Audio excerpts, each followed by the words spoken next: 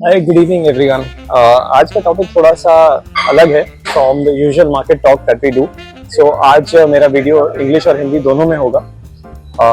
And आज का topic जो मैंने लिया है वो बहुत ही इंपॉर्टेंट है in terms of your asset allocation. So we all know that एक फाइनेंस में सेइंग है कि asset allocation is the only free lunch available in finance, and this is very very true.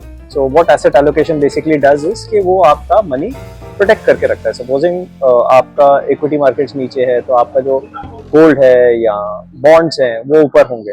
सो इस तरह का एक मिक्स एंड मैच करके asset allocation ensure करता है कि आपका कॉर्पस प्रोटेक्टेड रहे। सो आज हम ऐसे ही एक टॉपिक पे बात करने वाले हैं जिसका बहुत ही इंपॉर्टेंस है हमारे एसेट एलोकेशन में, और वो है गोल्ड।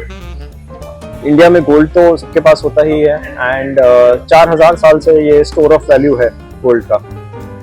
तो ये क्या गोल्ड हमारे पोर्टफोलियो में होना चाहिए? उसका आंसर है रिसाउंडिंग यस। और ये हमारे पोर्टफोलियो में क्यों होना चाहिए वो मैं आपको आगे बताऊंगा। सबसे पहली चीज, गोल्ड का रिटर्न कितना रहा है। सो गोल्ड का रिटर्न अप्रोक्सीमेटली 9 से 11% के बीच में रहता है over a long period of time. हमारे गवर्नमेंट ऑफ इंडिया ने एक सॉवरेन गोल्ड बॉन्ड इंट्रोड्यूस किया था जिसमें 2.5% एक्स्ट्रा गवर्नमेंट देती है over this 9 to 11% return that gold is there. अभी 9 से 11% का जो रिटर्न है ये क्यों आता है? ये इसलिए आता है क्योंकि गोल्ड की जो वैल्यू होती है वो डॉलर में पेग होती है, और डॉलर इटसेल्फ हर साल 3 से 5% एप्रिशिएट कर जाता है। सो गोल्ड में आपका 3 से 5% का रिटर्न वैसे भी आता है बिकॉज उसका डॉलर से पेग है। And on top of that total जो रिटर्न गोल्ड का देखा गया है वो 9 से 11% के बीच में रहा है। और सेकेंड इंपॉर्टेंट चीज कि गोल्ड हमारे पास क्यों होना चाहिए।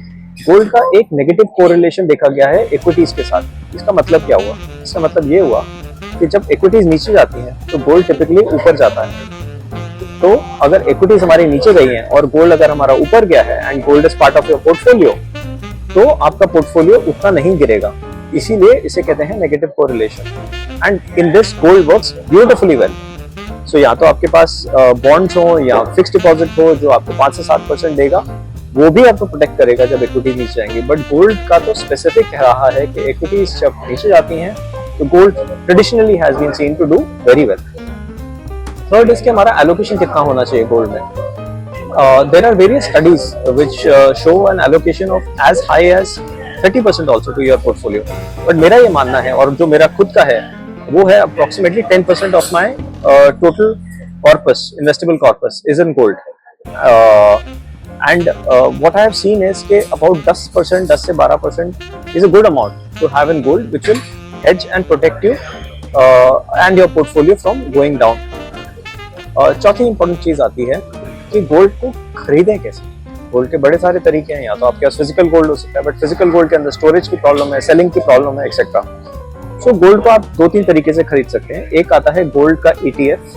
बहुत सारे ETFs हैं जो आपको शेयर मार्केट में जैसे आप स्टॉक खरीदते हैं वैसे ETF खरीद सकते हैं, या आप म्यूचुअल फंड के थ्रू भी ले सकते हैं। जैसे मैंने अपने उसमें गोल्ड बीज ले रखा है। तो गोल्ड बीज एक निपॉन का ETF है जो आप देख सकते हैं। नहीं तो बहुत सारे म्यूचुअल फंड्स होते हैं जो आपके गोल्ड को जिससे आप गोल्ड इलेक्ट्रॉनिक फॉर्म में खरीद सकते हैं और वो आपके डीमैट में स्ट्रेट आ जाता है।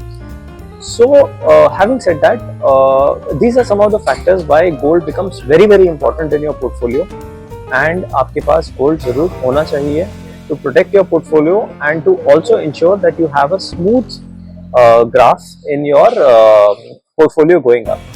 So, thank you so much. If you like the video, please इसको share करें, subscribe करें, अपने दोस्तों के साथ share करें, bell icon press करें, एंड मैं होपफुली आपके साथ एक नए वीडियो लेकर के जल्दी आऊँगा। Thank you so much.